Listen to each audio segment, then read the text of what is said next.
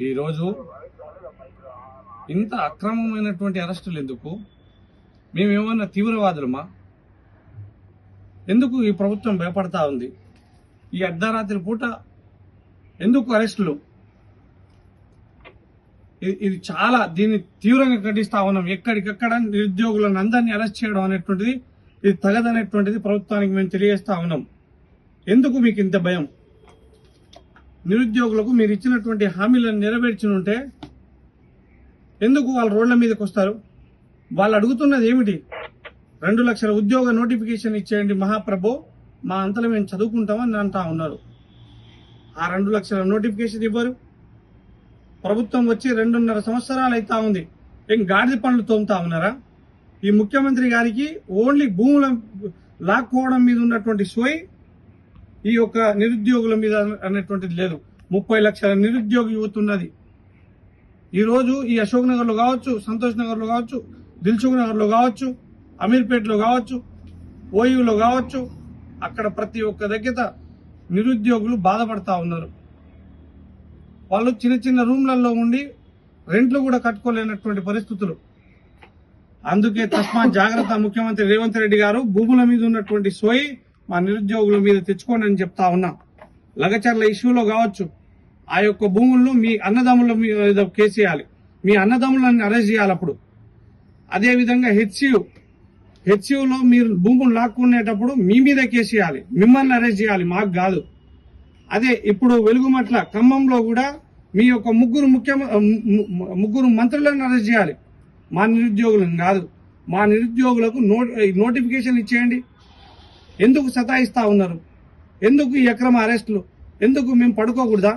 భారత రాజ్యాంగాన్ని చేతిలో పట్టుకొని తిరుగుతున్నటువంటి దౌర్భాగ్యమైనటువంటి ఈ రాహుల్ గాంధీ గారికి తెలియజేస్తా ఉన్నా, మాకు స్వేచ్ఛ హక్కు అనేటువంటిది ఉంటుంది కదా, మాట్లాడుకునేటువంటి హక్కు ఉన్నది కదా, ప్రొటెక్ట్ చేసుకునేటువంటి హక్కు ఉన్నది కదా, మా భావాలను వ్యక్తపరిచేటువంటి హక్కులు మాకున్నాయి కదా.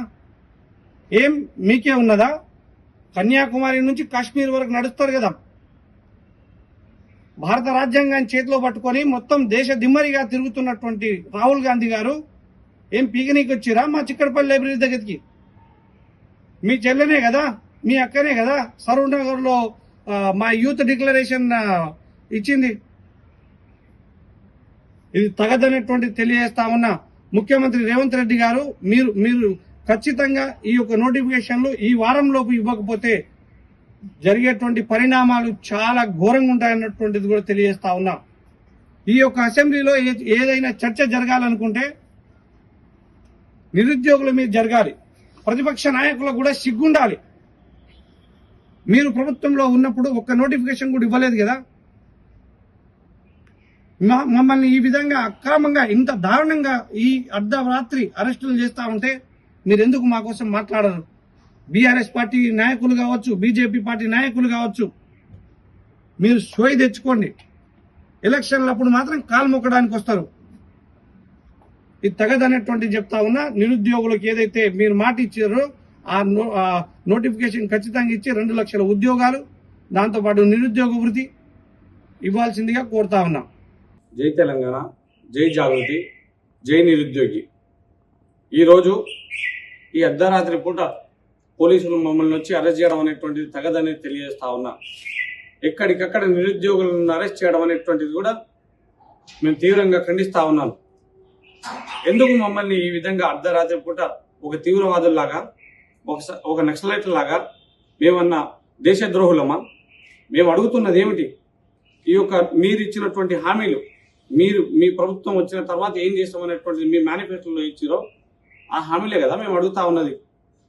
మీరు 2 లక్షల ఉద్యోగ నోటిఫికేషన్ ఇస్తే మేము ఎందుకు రోడ్ల మీదకి వస్తాం? మా దగ్గర పోలీస్ అన్న వాళ్ళు కూడా ఎందుకు వస్తారు?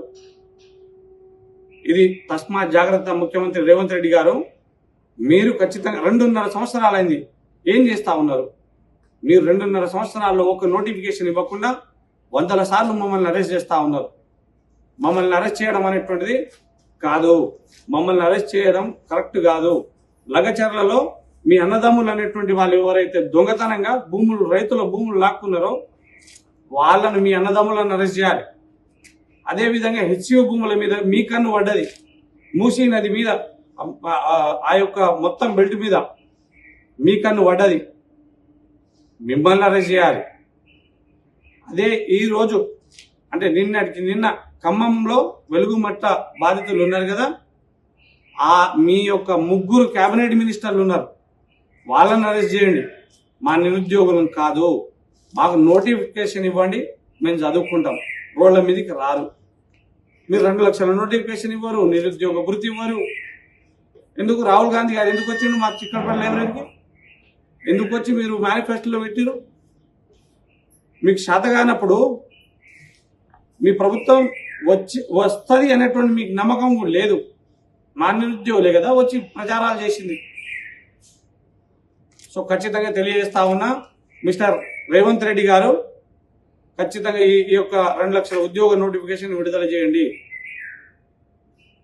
జై తెలంగాణ, జై జాగృతి, జై నిరుద్యోగి.